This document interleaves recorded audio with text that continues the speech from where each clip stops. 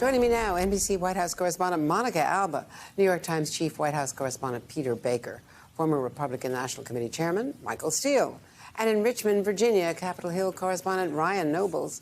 So, Monica, the president had a prepared statement, clearly ready, very carefully lawyered, ready for the question. The press corps is hearing, new voices outside that the president is not happy about any of this. And what about the communication strategy?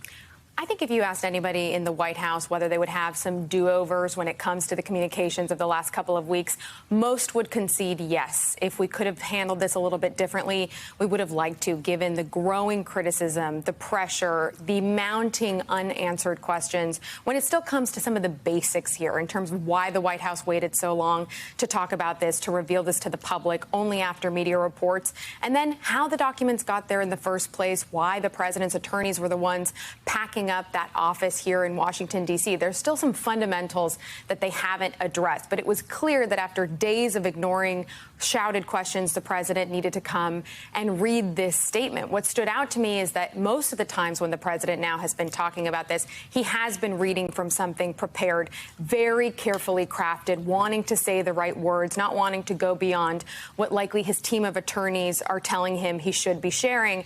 But when he did kind of end the statement yesterday before wrapping it up, it seemed ad-libbed a line there where he just said, "There's no there." And the key line was that he also said he had no regrets about the handling. But with so much still unknown, we need to wait to see what else, where there could have been other decision-making points about sharing more information or being more forthcoming.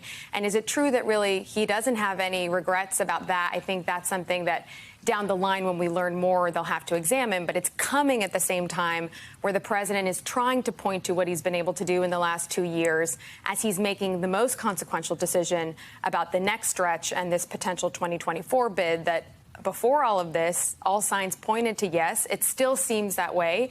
And Biden aides maintain that this isn't going to change his decision-making or the timeline of it. But we had been hearing a few months ago, perhaps there had been a discussion about having this out there already this month before the State of the Union, which is scheduled for February 7th. Now we're hearing this likely won't come until after that, Andrea. Yeah, I think, in fact, my reporting as well is that there were very much discussions about having it at least weeks or even a month earlier, a very early announcement indeed. It still is going to be earlier, even if it's right after the State of the Union. I think President Obama's second-term announcement for re-election was April. Exactly. So there's some running room there. Peter Baker, before giving that answer in California, you could see the president frustrated that he was getting asked about documents during a tour of the damage, and also his general frustration with the situation, because this is not a man who likes to be reading from a carefully prepared, lawyerly statement when he feels aggrieved. It's clear he feels he has done nothing wrong, but he knows enough about classified documents, having dealt with them for decades as Foreign Relations Chair and certainly as Vice President and President. He knows that this was mishandled.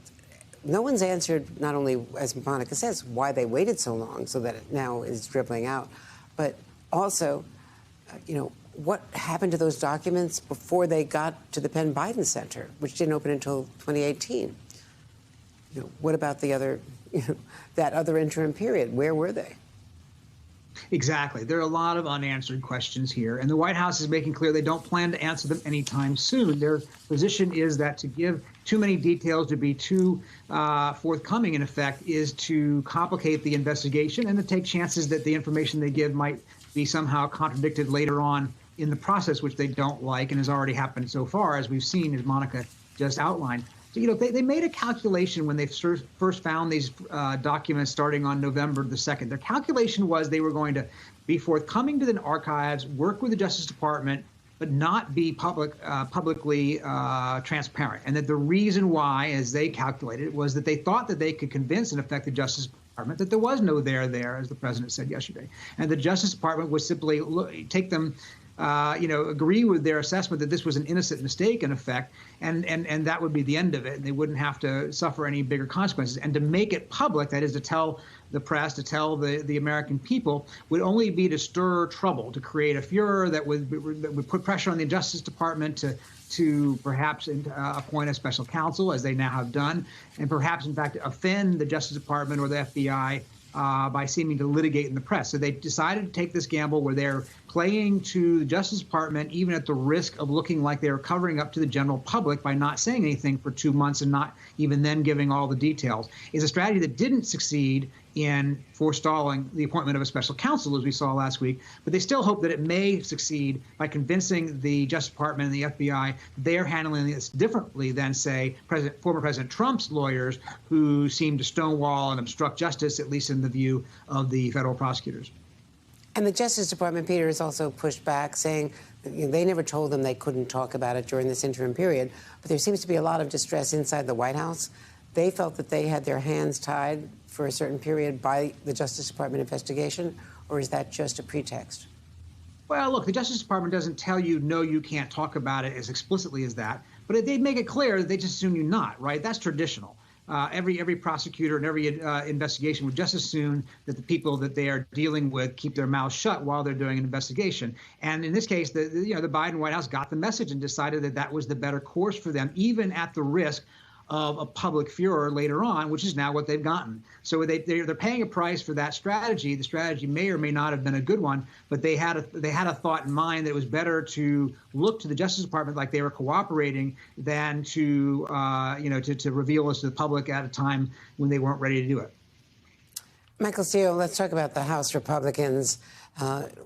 James Comer and all of the Judiciary and Oversight committees really gearing up. Is this going to be an enormous headache hanging over the entire Biden re-election campaign, assuming that he is going to run? Or will the Republicans overshoot and do what Newt Gingrich did against, Bill Clinton with the first impeachment and shoot themselves in the foot? Yeah, no, I think there's the potential for both of those things happening at the same time, where there is going to be a media circus created around this, whether Joe Biden was running for re-election or not. That's just going to happen. It just is. But then of course, the other edge of that sword is, do you wind up cutting Biden or cutting yourself? In other words, getting so far out there on such a ridiculous platform where the evidence does not indicate the level of hyperbole or require the level of hyperbole and noise that the Republicans are making. So I give you Benghazi, I give you 11 hours of, going after Secretary Hillary Clinton during her hearings, only to come out of that in the country kind of scratching their head going, well, what was the point? So there's that narrative. The other way this actually gets even more deflated is to the reporting that we've just talked about, that there is no there, that all the steps and all the actions by then Vice President Biden and President Biden relative to finding out afterwards that these documents were in his possession, that they were handled properly. There was no nefarious activity. Biden had no contact with those documents in the time that they were in those locations, et cetera. Takes a lot of that steam out. But again, you've got to report that. You've got to tell the public that. And they have been circumspect so far, getting what the Justice Department says, Andrea, about, not getting ahead of your skis, but they've created a little bit of a hole for themselves.